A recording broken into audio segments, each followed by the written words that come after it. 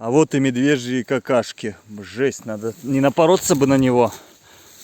Встретили по пути солонец. Здесь лоси кормятся. Сюда соль насыпается. И рогатые приходят хавать. Вон стопудово соль там, да. Собираем грибы. Лисичек. Тут всяких педиков. Все, поход закончен. Любимый лес снова подарил нам кучу грибов.